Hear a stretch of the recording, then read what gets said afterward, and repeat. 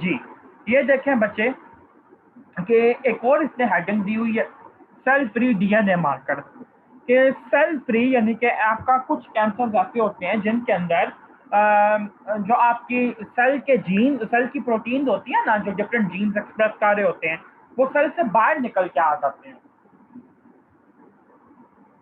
और वो ब्लड के अंदर फ्लो करते हैं। तो आपको जो ये वाले आपके ट्यूमर्स हैं, ये याद करने की ज़रूरत नहीं है, ठीक है? ये वाले ट्यूमर मार्कर याद करने की ज़रूरत नहीं है। अगर आपका दिल बहुत ज़्यादा कर रहा है याद करने का, तो सिर्फ इतना याद कर लीजिए कि कोलोन, पैंक्रियास, लंग और ब्लैडर कैंसर चारों के अंदर आपको ब्लड में TP53 मिलेगा, ठीक है? दूसरी चीज़ आप ये याद कर सकते हैं कि कोलोन के कैंसर में आपको APC भी मिलता है। बस इतना याद कर लें।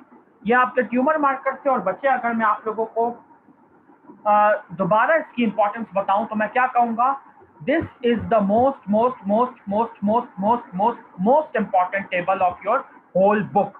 बहुत ज्यादा इंपॉर्टेंट टेबल है ये। चलें, इसके अंदर से बहुत सारे एमसीक्यूज आते हैं, ये पीछा नहीं छोड़ने वाले ऐसे आपका। अब हम लोग बच्चे करते हैं एक और आपका टेबल, और वो है बेसिकली पैरानियोप्लास्टिक सिंड्रोम का। पहले बच्चे मैं आप लोग को समझा दूं कि पैरानियोप्लास्टिक सिंड्रोम होता क्या है। बच्चे, पैरा का मतलब है एडजेसेंट या उसके साथ, ठीक है? तो नियोप्लास्टिक का मतलब है कैंसर। तो पैरानियोप्लास्टिक का मतलब हुआ कैंसर के साथ होने वाला कोई सिंड्रोम, ठीक है? बच्चे, होता बेसिकली ये है कि आप के कुछ कैंसर ऐसे होते हैं कि जो कि खुद तो ग्रो कर रहे हैं, लेकिन वो एबनॉर्मली कोई ना कोई सब्सटेंस, कोई ना कोई हार्मोन, कोई ना कोई एंजाइम, कोई ना कोई केमिकल मीडिएटर सिक्रीट करवाते हैं, जिसकी वजह से आपको ये सिंड्रोम हो जाता है। अच्छा, पहले बच्चे आपको एक और बात और भी बता दूं कि जो मैंने अभी आपको ट्यूमर मार्कर्स यहाँ पे करवाए हैं, तो आपको ये क्वेश्चन ऐसे भी आ जाता होता है कि टैब्यूलेट द ट्यूमर मार्कर। अगर आपको ये क्वेश्चन आता है कि टैब्यूलेट करें ट्यूमर मार्कर में, तो बच्चे ये जो आपको 5-6 हेडिंग्स दिए हैं, hormone, oncofetal antigen, isoenzyme, specific protein, mucin, और ये 6 की 6 हेडिंग्स देनी है, ठीक है? फॉर एग्जांपल मैं आपको एक मिसाल देता हूँ। अगर आपको क्वेश्चन आता है कि टैब्यूलेट एनी 4 ट्यूमर मार्कर, ठीक है? या आपको क्वेश्चन 2 नंबर का आता है और कहता है टैबुलेट ट्यूमर मार्कर्स, और आपको ये नहीं कहा जाता कि आप 4 करें, तो आपके माइंड में ये होना चाहिए कि 2 नंबर का सवाल है तो 4 लाजमी करने हैं। तो पहले आपने हेडिंग देनी है हार्मोन, फिर उसमें से किसी एक हार्मोन की एग्जांपल दे दें और ट्यूमर का नाम लिखते हैं। फिर इसी तरह ऑन्कोफिकल एंटीजन की एंटीजन दें, हेडिंग दें, अल्फा फ्यूटर प्रोटीन लिखें और उसके कैंसर का नाम। अगर आपको सारे कैंसर्स का नाम नहीं भी आते तो ये टोटली फाइन है, लेकिन एक कैंसर का नाम लाजमी आना चाहिए। तो 4 हेडिंग्स देंगे, फिर 4 हार्मोन, एक एक इसमें से फर्दर नाम लिखेंगे और एक ट्यूमर का नाम, ठीक है? ये मैं आप लोगों को बता रहा हूँ कि पेपर प्रेजेंट कैसे करना है, गलतियां नहीं करनी इसके अंदर, ठीक है? ये बातें मैं इसलिए पहले बता रहा हूँ कि जो मैं आप लोगों का टेस्ट लूंगा, मुझे उसके अंदर किसी किस्म की तरह की कोई गलती ना मिले, बिल्कुल प्रॉफ की तरह का पेपर मिले। अच्छा, अब आप ये देखें कि जो पैरानियोप्लास्टिक सिंड्रोम्स हैं, इनकी हेडिंग्स क्या क्या है, ये किस किस टाइप के हो सकते हैं। एंडोक्राइनोपैथीज हो सकते हैं, और आपको ये याद रखना है, आपको क्वेश्चन आता होता है। अच्छा, एंडोक्राइनोपैथी होती है, नर्व और मसल सिंड्रोम हो सकता है, स्केलेटल मस्कुलोस्केलेटल सिस्टम की इन्वॉल्वमेंट हो सकती है, डर्मेटोलॉजिक डिसऑर्डर हो सकता है, स्किन पे कुछ हो सकता है, ऑसियस बोन का या जॉइंट का या सॉफ्ट टिश्यू की इन्वॉल्वमेंट हो सकती है, वास्कुलर हो सकता है या ब्लड लाइक हो, ब्लड से रिलेटेड हो सकता है, और अदर्स हो सकता है, ठीक है? अब आपको क्वेश्चन ये आता है, which one of the following types of paraneoplastic syndrome is the most common one? Endocrinopathies, nerve and muscular, skin related, bone related या vessel related? तो याद रखना कि मोस्ट कॉमन क्लिनिकल सिंड्रोम जो टाइप है पैरानियोप्लास्टिक सिंड्रोम की, वो एंडोक्राइनोपैथीज है, ठीक है? अच्छा, दूसरा बच्चे, अब आप ये देखो, मैं आप लोगों को एक एक करवाता जाता हूँ और इसको आप लोग काइंडली हाईलाइट कर लें, बेशक बुक पे ही हाईलाइट कर लें, इसका मसला नहीं बनेगा। कुशिंग सिंड्रोम जो होता है वो small cell of carcinoma of lung में बहुत कॉमन है, ठीक है? और आपको पता होना चाहिए कि small cell carcinoma of lung में एक ट्यूमर मार्कर कौन सा होता है, न्यूरॉन स्पेसिफिक इनोलेज, जो मैंने अभी पढ़ाया था। एजेंट कौन सा इन्वॉल्व होगा, ACTH। अच्छा, उसके बाद आप ये देखें कि syndrome of inappropriate ADH hormone secretion, ऐसा ही ADH जिसे हम कहते हैं, ये भी small cell carcinoma of lung में कॉमन है, और इसके अंदर एंटी डायूरेटिक हार्मोन इन्वॉल्व होगा। फिर बच्चे, हाइपर कैल्सीमिया जो होता है वो बहुत बहुत बहुत कॉमन पैरानियोप्लास्टिक सिंड्रोम है, आप ये कह लें कि one of the most common paraneoplastic syndrome है। बेशक इस बात को बच्चे नोट कर लीजिए कि पैरानियोप्लास्टिक सिंड्रोम जो मोस्ट कॉमन है वो हाइपरकैल्सीमिया है। पहला जो मैंने आपको एमसीक्यू कराया था वो ये था most common type of paraneoplastic syndrome, तो उसमें आपने कहा था कि टाइप एंडोक्राइनोपैथी की कॉमन है। आगे फर्दर आपसे पूछा जाए कि एग्जैक्टली सिंड्रोम कौन सा कॉमन है, तो आपने कहना है hypercalcaemia. Hypercalcaemia small cell carcinoma of lung, breast और रीनल सेल कार्सिनोमा में होता है, और ये तीनों आपको याद होने चाहिए, इसको आपने स्किप नहीं करना। और बच्चे एक और बात बता दूं कि इस दफा पार्ट 1 में 3 एमसीक्यूज आए हैं इस कॉलम में से, इस रो में से, और दूसरा एमसीक्यू हमें इसके बाद ब्रेस्ट और रीनल वाले के बाद ये आया था कि हाइपरकैल्सीमिया का पॉजिटिव एजेंट कौन सा होता है। तो अक्सर बच्चे पैराथायराइड हार्मोन का कहते हैं, वो गलत है।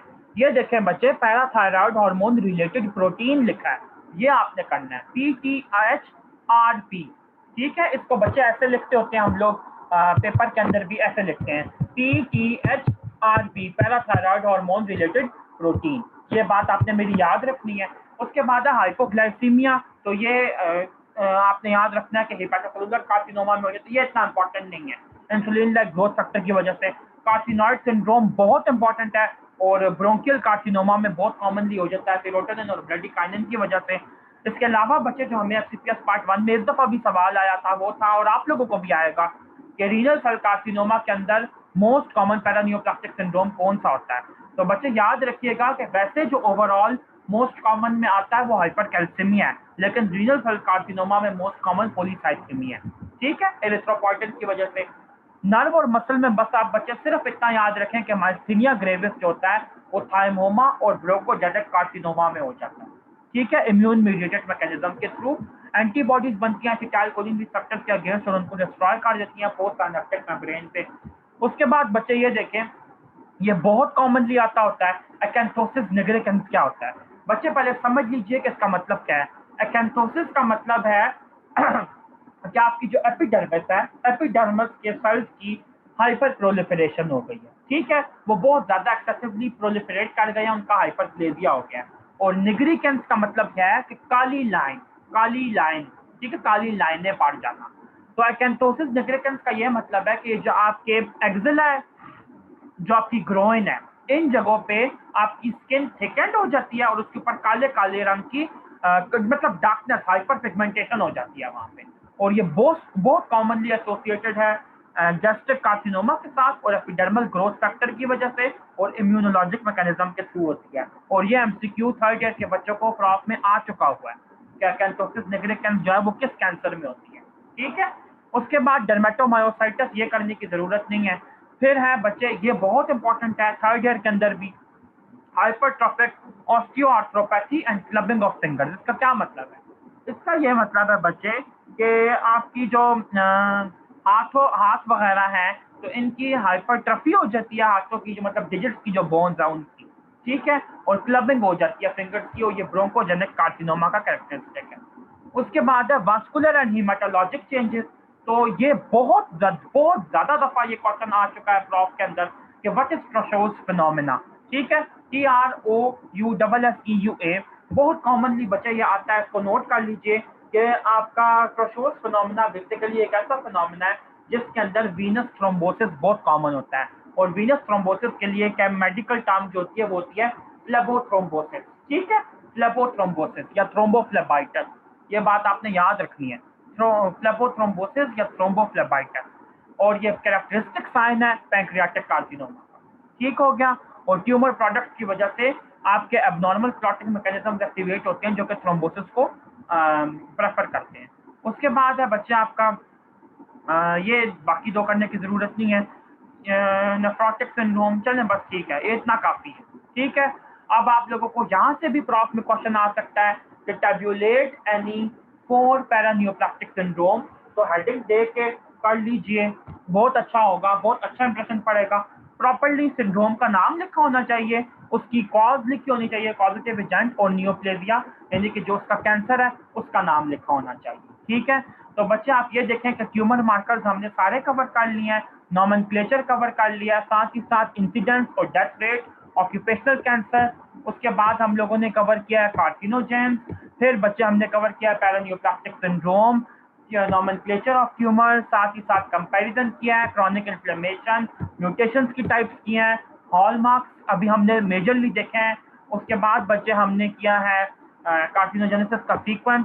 तो बच्चे आज के लिए जो आपका काम है वो इतना ही है, हाफ से ज़्यादा चैप्टर आप लोग कवर कर चुके हैं और इंशाल्लाह ताला कल हम लोग जितने भी हॉलमार्क्स हैं, आज मैंने आप लोगों को उनकी सारी डिस्क्रिप्शन बेसिक समझा दी है।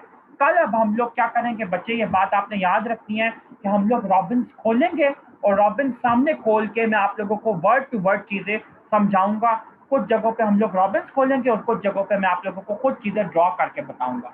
अच्छा, एक और बात, एक सेकंड बच्चे।